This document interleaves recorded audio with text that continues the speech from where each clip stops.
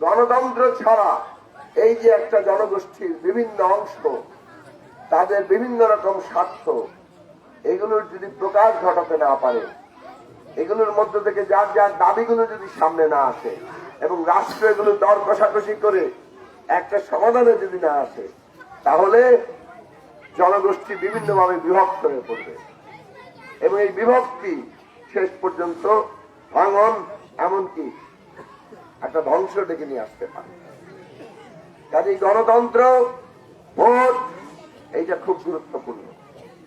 17 বছর পর আমরা আবার ভোট দেওয়ার সুযোগ পেয়েছি।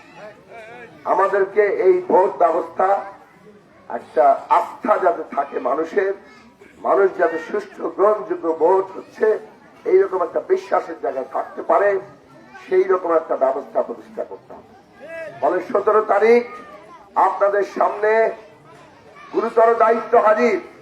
2টা ভোট আপনাদের দিতে হবে, একটা গণভোট আর একটা জাতীয় সংসদ নির্বাচনের ভোট। গণভোটে এই জুলাইয়ের আন্দোলনের পর, অভ্যুত্থানের পর আমরা সবাই আলোচনা করে, বিশেষত ফ্যাসিবাদ বিরোধী রাজনৈতিক দলগুলো, আমরা জুলাই জাতীয় সনদ তৈরি করেছি, স্বাক্ষর করেছি। গণভোটে সেই জুলাই জাতীয় সনদের পক্ষে বিপক্ষে ভোট হবে। আপনারা কোথায় ভোট দিবেন? হ্যাঁ, ভোট দিতে হবে, কারণ এই জুলাই জাতীয় সনদের মধ্য দিয়ে রাষ্ট্র ব্যবস্থার যে স্বৈরাচারী ফ্যাসিস্ট চরিত্র, সেখান থেকে আমরা তাকে একটা গণতান্ত্রিক ব্যবস্থায় নেওয়ার পথ উন্মোচন করব। আপনাদের অনুমোদনের পরে এই জুলাই জাতীয় সনদের ভিত্তিতে আগামী সংসদ এই সংবিধানের মৌলিক সংস্কার করবে জনগণের রায়, তার আকাঙ্ক্ষা অনুযায়ী, তার অনুমোদনের ভিত্তিতে। ফলে এটা আর কোন আদালত বাতিল করতে পারবে না। এই জন্য আগামী জাতীয় সংসদ 5 বছর জাতীয় সংসদ হিসেবে কাজ করবে, আর 6 মাস, প্রথম 6 মাসে সংবিধান সংস্কার পরিষদ হিসেবে কাজ করবে। কাজে এই দুটো ভোট খুবই গুরুত্বপূর্ণ। প্রথম ভোটের সিদ্ধান্ত আপনারা নিয়েছেন, হ্যাঁ। দ্বিতীয় ভোটের সিদ্ধান্ত আপনারা গ্রহণ করবেন কিসের ভিত্তিতে?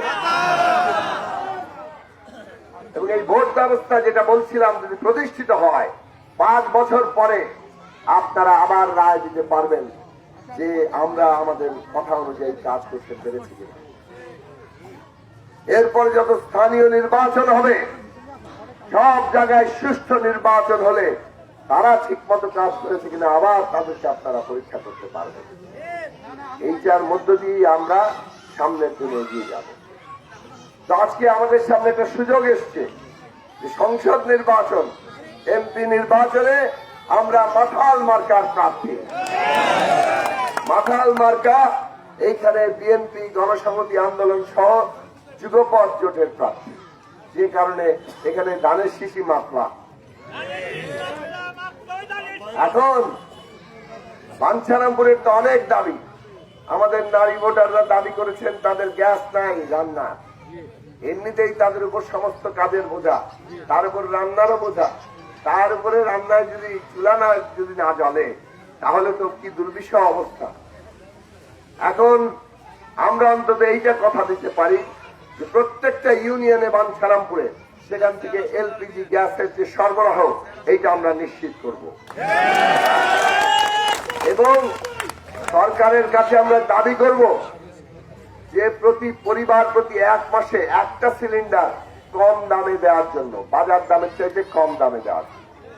দ্বিতীয় সিলিন্ডার যদি কিনতে হয়, আপনি সেটা বাজার দামে কিনবেন, কিন্তু একটা সিলিন্ডার রেশনিং এ পাবেন। সেই জায়গা আজকে আমরা সরকারের কাছে দাবি তুলেছি। এইরকম বহু দাবির কথা আমরা শুনেছি।